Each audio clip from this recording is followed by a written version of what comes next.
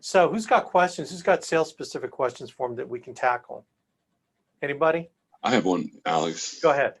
How do you, if somebody really doesn't know what they really need, do you recommend space amounts or whatever? I mean, other than, oh, I want to pay for my burial. Then what do you say after that? If they want to be cremated or either one, buried or. Yeah, great question. Great question. So,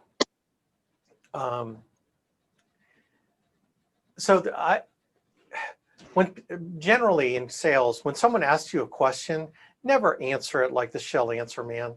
Your job is not to be, Susie answer woman. Your job is to dig deeper into why the client asked the question.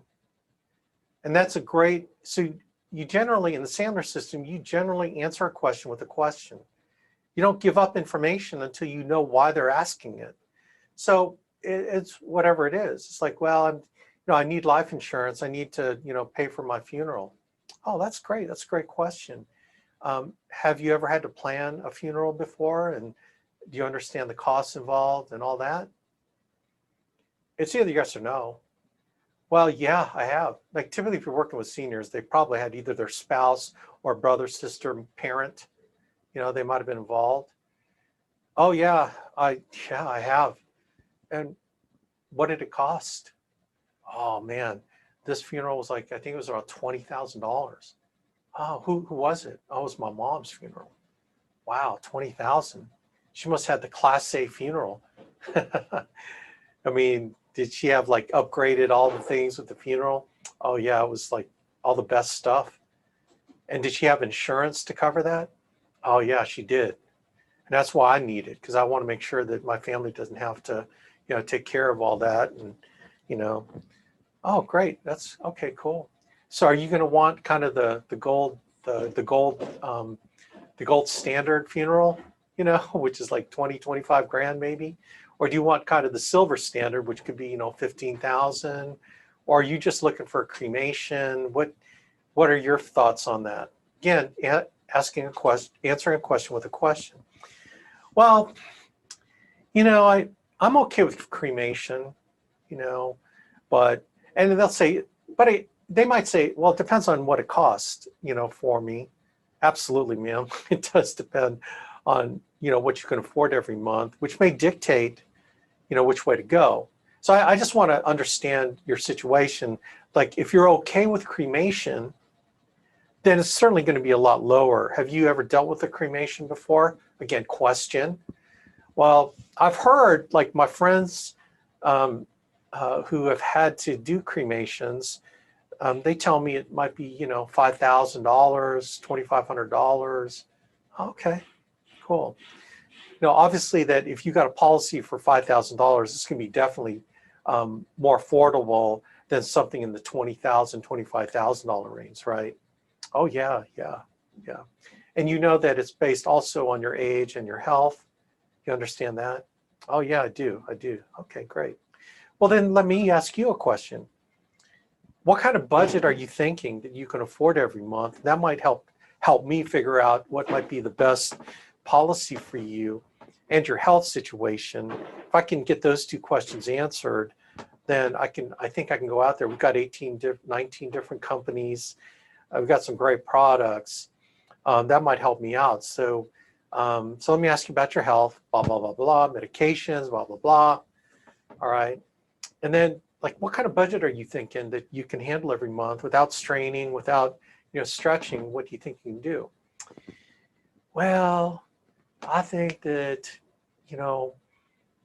I could probably do $100 a month. Okay, $100 a month. Okay, well, I could work with that. If I found a really great policy for 125, would that stretch you too much? Oh, well, no, I could do 125. Okay. By the way, that technique is called taking the temperature. You're testing the budget. Okay. So you're taking the temperature that you could bust that 100. Oh, I can go to 125. Okay. Now the rookie salesperson, immediately they're going to go, okay, how much insurance can I get for 125,000? It's like, come on, man, don't spend all of it. Like, be cool. Don't be like a puppy dog, because you know that you can get a really good policy for $75 a month, right? Don't spend all their money. Let them spend their money after you show them what they can get for a lower amount, right? So I say, okay, so I calculate something for, like, if our budget is top end is 125, I'm going to do something for $50 a month. Okay, so this is what you do for $50 a month. This is probably in the cremation category. This is about $5,000. It's, no matter when you die, it's guaranteed. The price will never go up, and the benefit will never go down. Okay, it'll be there for your beneficiary. By the way, who's the loved one that has to pick up the pieces when you pass away, when you die? Oh, it's my daughter, Mary. Oh, okay. So now I use Mary's name. So if Mary got $5,000 at this $50 a month price, would that be enough for her to take care of everything that she needs to do, beyond the cremation, all the other extra stuff that she needs to do to take care of your final expenses? Well, it's only $50 a month. I can afford, $125 a month. Okay, great. So let me show you let's show you what you can get for 75, and then I'll show you what you can get for 125. See what I'm doing? I'm not going to be the slimy sales guy that's going to show, well, here it is for 125, and you know what? For 150, you're going to get more. No, man, you're cool hand Luke. Again, emotional. You're controlling your emotions. You're influencing her emotion by talking about her daughter, using her name Mary. I think I used her name Mary. Whatever. Let's say her name is Mary. Yeah, Mary, she's... so if Mary had, looks like at 125 a month, like if you can really afford that, we can get Mary 30,000. So do you think if Mary, when you die, she gets tax-free $30,000 to take care of everything, your funeral and all the extra stuff, like disposing of all the stuff in your house and having cleaners come in to prepare your house to get sold, and the time she's going to have to take off from work, you think 30,000 tax-free can help Mary out? And then you just shut up. So what you did is you influenced her emotion by talking about Mary, the daughter that she loves, that's going to have to pick up the pieces. You talk about the emotion of taking care of everything, right? It's like, whew, I'd get everything taken care of. Her full satisfaction. And then I can afford that. $125 a month for all that. Yeah, I can afford that. The emotion of, and then the logic is, yeah, I can afford it. Does that make sense? So, Bruce, does that make sense, Bruce? Yeah. I just didn't know if once you talked about the funeral, do you always, you want to leave a legacy, or is that also part of your plan? Do you normally ask that? That seems like the logical part of the package. Yeah, I talk about, but it's only if it's important to them. So I ask them if that would be important to them.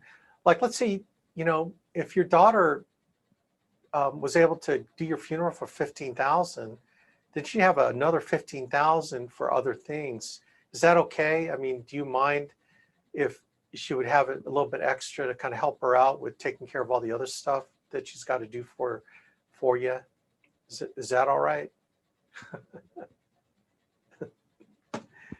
Yeah, so I mean, it is. And in fact, a lot of people, if you open their mind up to beyond just the funeral and all the other stuff, because it's easy to forget. Like, how many of y'all had to dispose of parents or in-laws stuff? Like, you got to go back in that house, man, and you got to spend time going through everything and then giving junk away, selling some furniture or giving furniture away, then getting the house ready to be sold. And you know how much time that takes? Has anyone had to do that? Like, thank God my parents are still around. I haven't had to do it. But you know what? I'm looking at all the junk in their house. It's like, oh my gosh, I'm gonna be spending several weeks out in California. I'll be doing my conference calls my Zoom call's out there. I don't want to think about it, but anyway.